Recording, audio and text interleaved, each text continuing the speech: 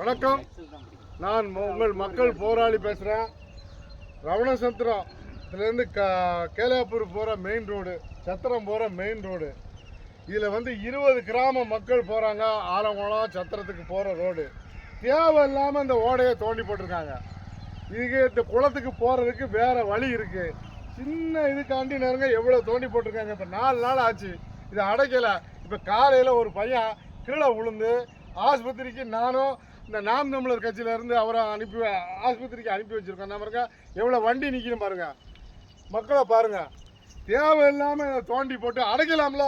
கீழே விழுந்து செத்து போனால் யார் கொடுப்பா? தயவு செய்து இன்றைக்கி அடைக்கணும். இன்றைக்கி நான் அடைக்கலை. இந்த மக்களை திரட்டி நாங்கள் எல்லோரும் உண்ணாவிரம் தான் இருப்போம். தயவு செய்து இன்றைக்கி இதை அடைக்க தேவையில்லை. இது கீழே அந்த இருக்குது ஓடை, அந்த ஓடையை காமி தம்பி. மெயின் ஓட அதில் தண்ணி போகுது.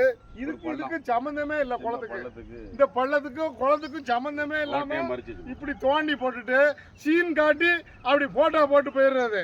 மக்களுக்கு சீரழிவா. இந்த அரசு என்ன செய்யுது? கண்டுக்க மாட்டேங்க. நான் இப்போ காலையில் ஆர்எஸ்ஆர்ட்ட சொல்லிட்டேன், நம்ம தலையாரிட்டையும் சொல்லிட்டேன்.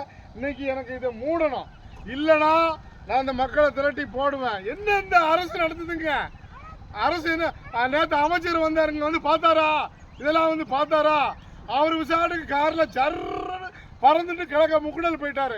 அப்போ இந்த கடையது மக்கள்லாம் இழிச்சாக போயலாம். உங்களுக்கு ஓட்டு மாத்திரம் வேணும், ஆனால் மக்களை எதுவும் பார்க்க மாட்டேன்.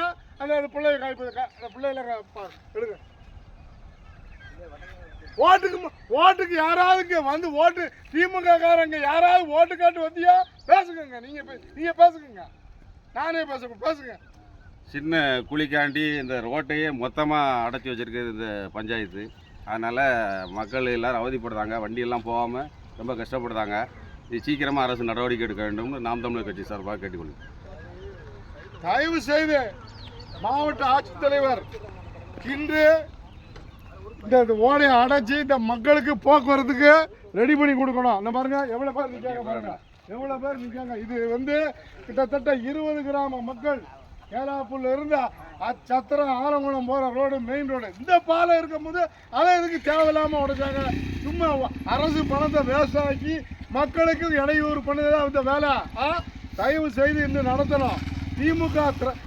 திமுக ஆட்சியில் பண்ணுவ பூரா ஏற்கு மாதிரி தான் தேவையில்லாதான் பண்ணுறாங்க. சும்மா சீன் காட்டுறது வேலை தான் திமுக ஆட்சி நடக்கு.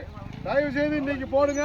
நான் நமது சட்டமன்ற உறுப்பினர் PH மனோஜ் பாண்டியன் எம்எல்ஏ அவர்களுக்கு இந்த அவர்கள் கவனத்திற்கு இதை கொண்டு செல்வேன். நன்றி, வணக்கம். மக்கள் போராளி. அதை எடுங்க. இப்படி போட்டு அதில் போடாதீங்க, கல்ல அதில் வண்டி போய் கீழே தள்ளி விட்டுருங்க. ஓகே.